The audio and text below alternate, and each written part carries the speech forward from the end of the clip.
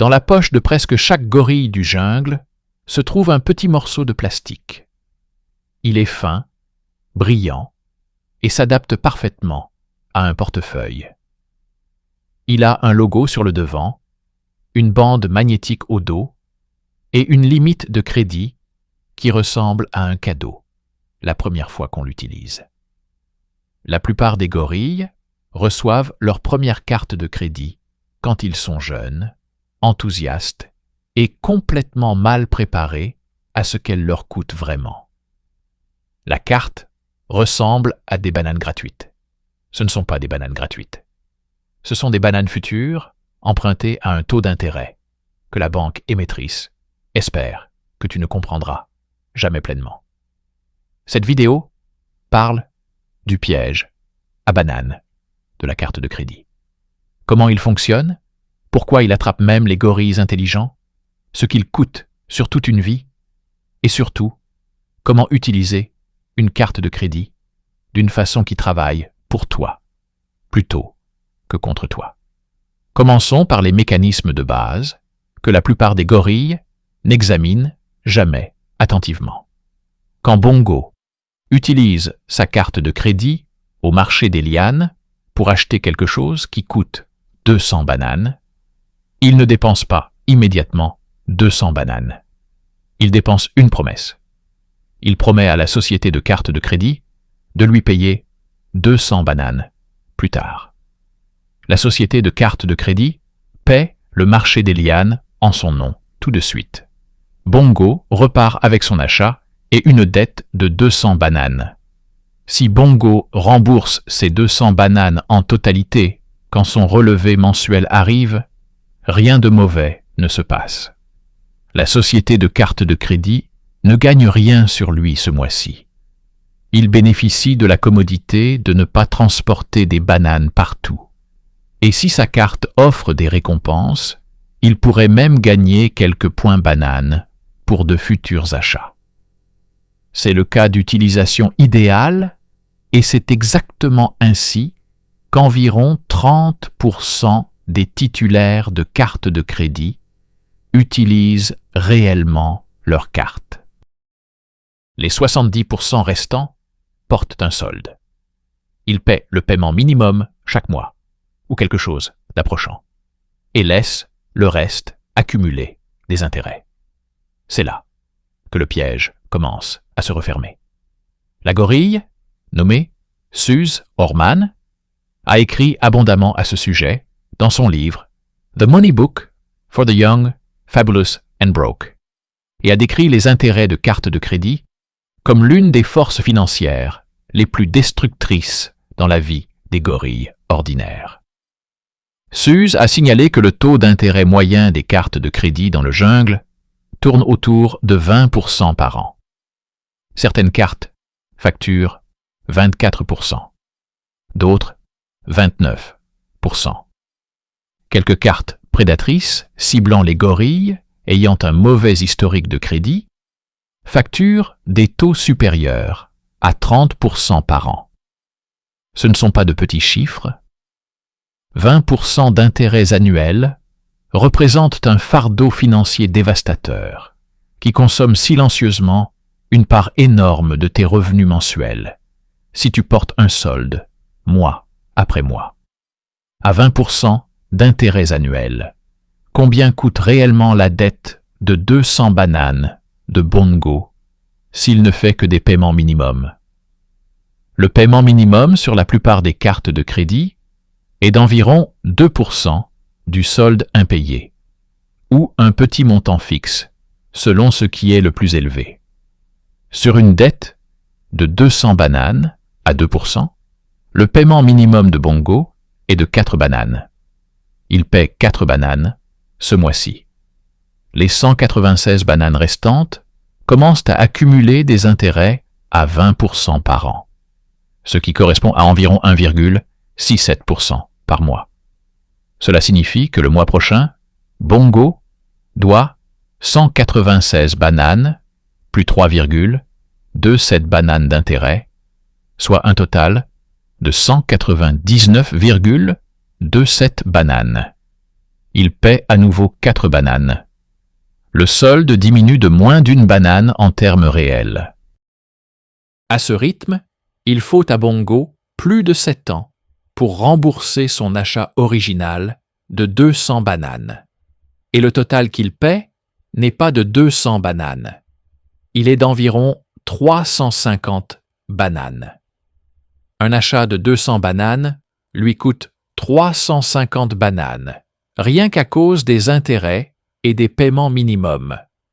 Il a payé 150 bananes supplémentaires pour le privilège d'attendre 7 ans pour posséder quelque chose qu'il a acheté en un instant au marché des lianes.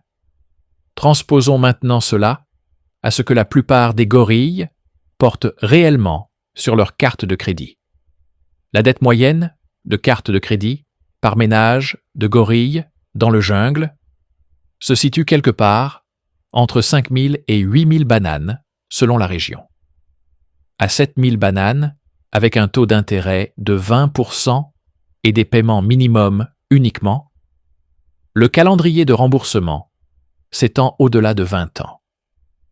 Le coût total de cette dette de 7 000 bananes remboursée au minimum devient proche de 20 000 bananes ou plus. Le gorille paie pour les mêmes achats originaux près de 3 fois. Ce n'est pas un cas marginal. C'est la réalité financière dans laquelle des millions de gorilles vivent en ce moment même, sans vraiment s'en rendre compte. Le gorille, nommé Dave Ramsey, a construit toute sa philosophie financière autour de cette réalité et l'a décrite dans son livre The Total Money Makeover. Dave a appelé la dette de carte de crédit le type de dette le plus insidieux dans le jungle parce qu'elle est invisible au moment de la dépense. La douleur du paiement est séparée du plaisir de l'achat par des semaines ou des mois. Quand tu tires la carte, ton cerveau enregistre un achat et un petit moment de satisfaction.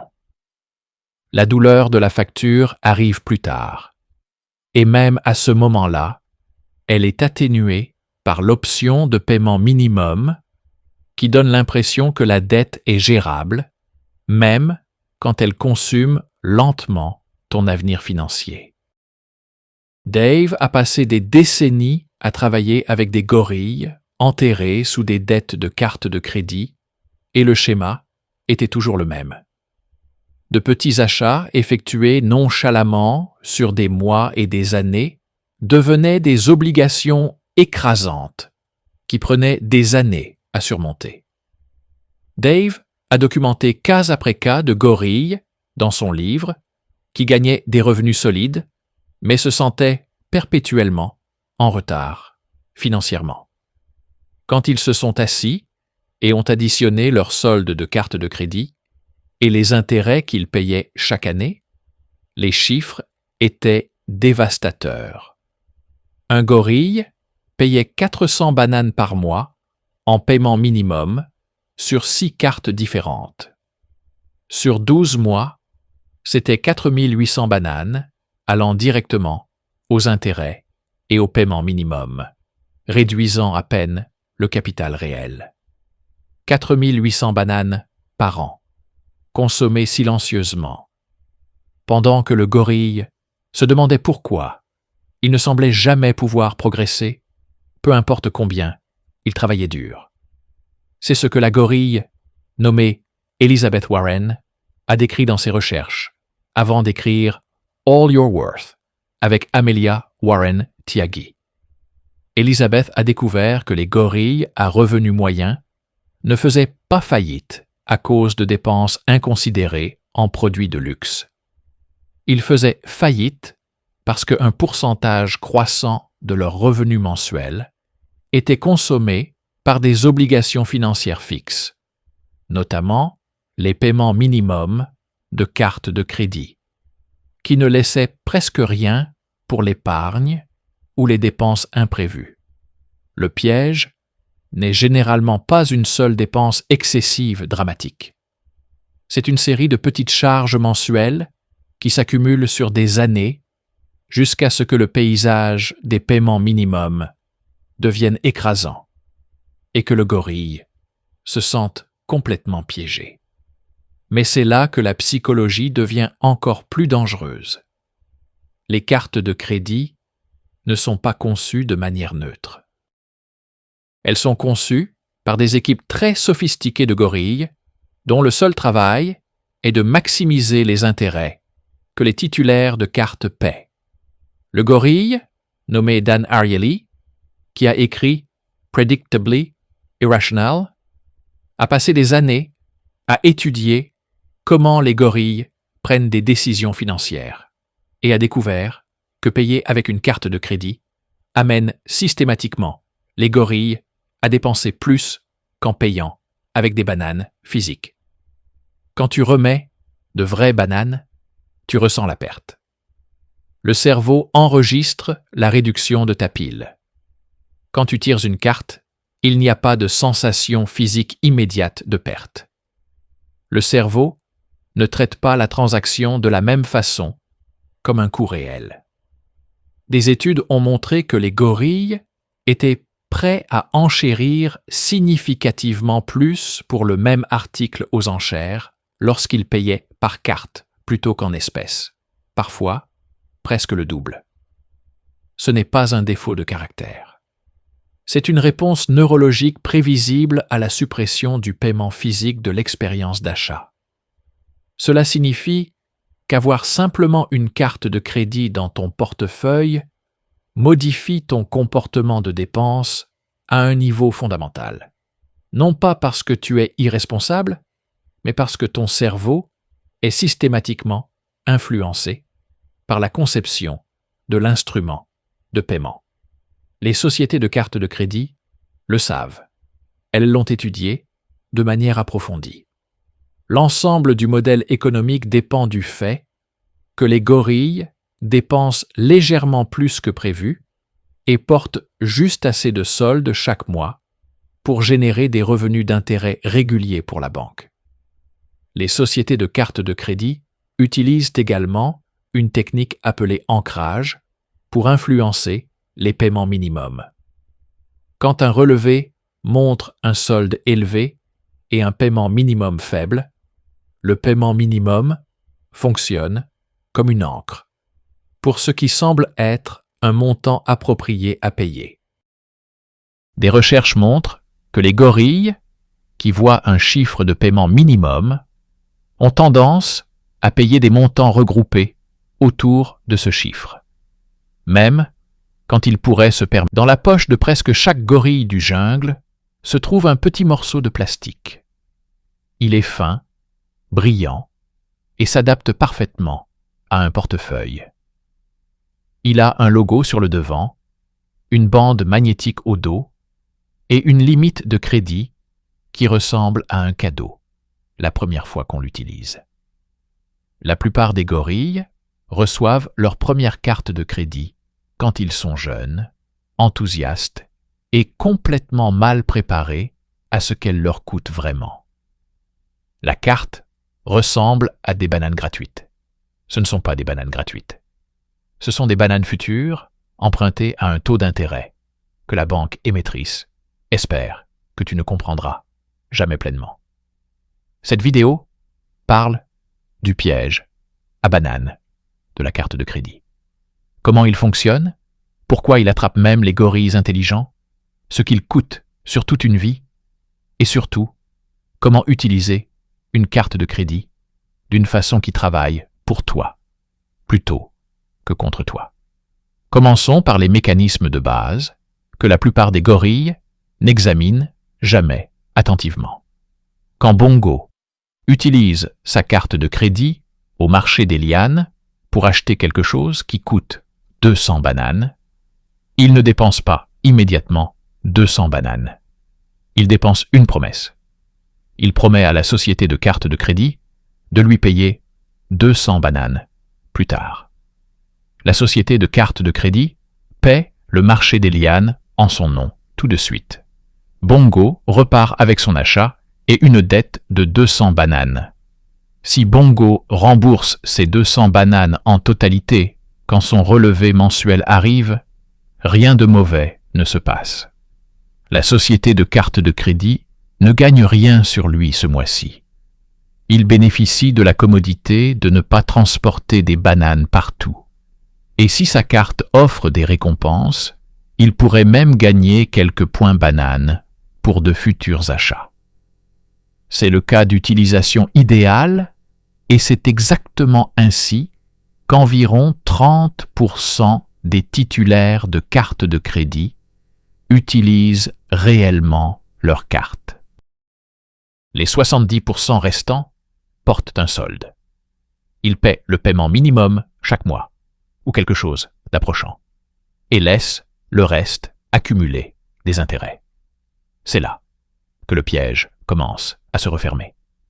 La gorille, nommée Suze Orman, a écrit abondamment à ce sujet dans son livre The Money Book for the Young, Fabulous and Broke, et a décrit les intérêts de cartes de crédit comme l'une des forces financières les plus destructrices dans la vie des gorilles ordinaires. Suze a signalé que le taux d'intérêt moyen des cartes de crédit dans le jungle tourne autour de 20% par an. Certaines cartes facturent 24%, d'autres 29%.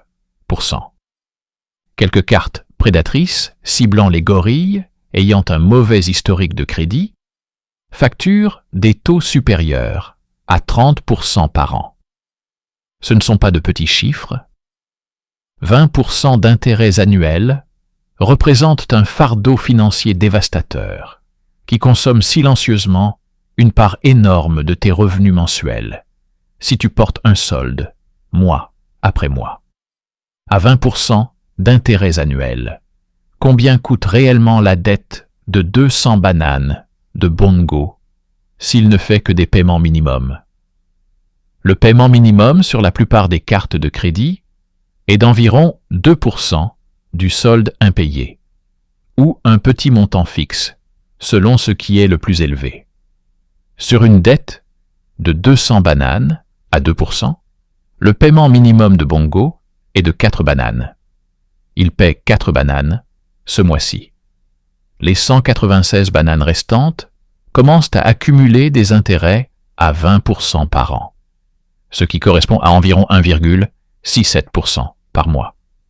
Cela signifie que le mois prochain, Bongo doit 196 bananes plus 3,27 bananes d'intérêt, soit un total de 199,27 bananes. Il paie à nouveau 4 bananes. Le solde diminue de moins d'une banane en termes réels.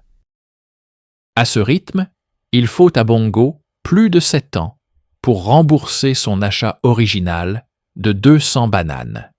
Et le total qu'il paie n'est pas de 200 bananes. Il est d'environ 350 bananes. Un achat de 200 bananes lui coûte 350 bananes, rien qu'à cause des intérêts et des paiements minimums. Il a payé 150 bananes supplémentaires pour le privilège d'attendre 7 ans pour posséder quelque chose qu'il a acheté en un instant au marché des lianes. Transposons maintenant cela à ce que la plupart des gorilles portent réellement sur leur carte de crédit. La dette moyenne de carte de crédit par ménage de gorilles dans le jungle se situe quelque part entre 5 000 et 8 000 bananes selon la région.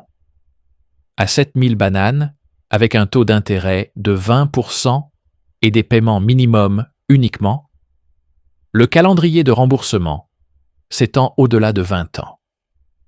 Le coût total de cette dette de 7 000 bananes remboursée au minimum devient proche de 20 000 bananes ou plus. Le gorille paie pour les mêmes achats originaux près de 3 fois. Ce n'est pas un cas marginal. C'est la réalité financière dans laquelle des millions de gorilles vivent en ce moment même, sans vraiment s'en rendre compte.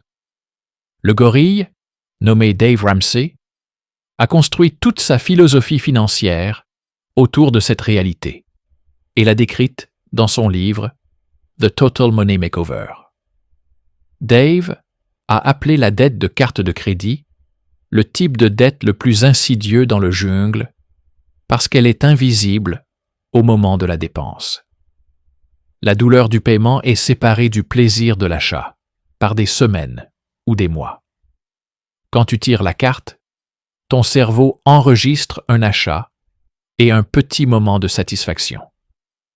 La douleur de la facture arrive plus tard, et même à ce moment-là, elle est atténuée par l'option de paiement minimum qui donne l'impression que la dette est gérable, même quand elle consume lentement ton avenir financier. Dave a passé des décennies à travailler avec des gorilles enterrés sous des dettes de cartes de crédit, et le schéma était toujours le même. De petits achats effectués nonchalamment sur des mois et des années devenaient des obligations écrasantes qui prenaient des années à surmonter. Dave a documenté cas après cas de gorilles dans son livre qui gagnaient des revenus solides, mais se sentaient perpétuellement en retard financièrement. Quand ils se sont assis et ont additionné leur solde de carte de crédit et les intérêts qu'ils payaient chaque année, les chiffres étaient dévastateurs. Un gorille payait 400 bananes par mois en paiement minimum sur 6 cartes différentes.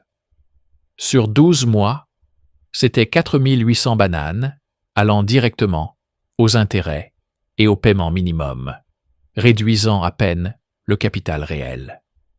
4800 bananes par an, consommées silencieusement, pendant que le gorille se demandait pourquoi il ne semblait jamais pouvoir progresser, peu importe combien il travaillait dur.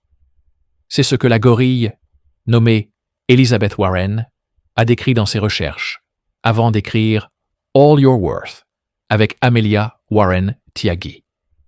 Elizabeth a découvert que les gorilles à revenus moyens ne faisaient pas faillite à cause de dépenses inconsidérées en produits de luxe. Ils faisaient faillite parce qu'un pourcentage croissant de leurs revenus mensuels était consommé par des obligations financières fixes, notamment les paiements minimums de cartes de crédit, qui ne laissaient presque rien pour l'épargne ou les dépenses imprévues. Le piège n'est généralement pas une seule dépense excessive dramatique. C'est une série de petites charges mensuelles qui s'accumulent sur des années jusqu'à ce que le paysage des paiements minimums devienne écrasant et que le gorille se sente complètement piégé. Mais c'est là que la psychologie devient encore plus dangereuse. Les cartes de crédit ne sont pas conçues de manière neutre. Elles sont conçues par des équipes très sophistiquées de gorilles dont le seul travail est de maximiser les intérêts que les titulaires de cartes paient. Le gorille, nommé Dan Ariely, qui a écrit Predictably Irrational, a passé des années à étudier comment les gorilles prennent des décisions financières et a découvert que payer avec une carte de crédit amène systématiquement les gorilles à dépenser plus qu'en payant avec des bananes physiques. Quand tu remets de vraies bananes, tu ressens la perte. Le cerveau enregistre la réduction de ta pile. Quand tu tires une carte, il n'y a pas de sensation physique immédiate de perte. Le cerveau ne traite pas la transaction de la même façon, comme un coût réel. Des études ont montré que les gorilles étaient prêts à enchérir significativement plus pour le même article aux enchères lorsqu'ils payaient par carte plutôt qu'en espèces, parfois presque le double. Ce n'est pas un défaut de caractère. C'est une réponse neurologique prévisible à la suppression du paiement physique de l'expérience d'achat. Cela signifie qu'avoir simplement une carte de crédit dans ton portefeuille modifie ton comportement de dépense à un niveau fondamental. Non pas parce que tu es irresponsable, mais parce que ton cerveau est systématiquement influencé par la conception de l'instrument de paiement. Les sociétés de cartes de crédit le savent. Elles l'ont étudié de manière approfondie. L'ensemble du modèle économique dépend du fait que les gorilles dépensent légèrement plus que prévu et portent juste assez de solde chaque mois pour générer des revenus d'intérêt réguliers pour la banque. Les sociétés de cartes de crédit utilisent également une technique appelée ancrage pour influencer les paiements minimums.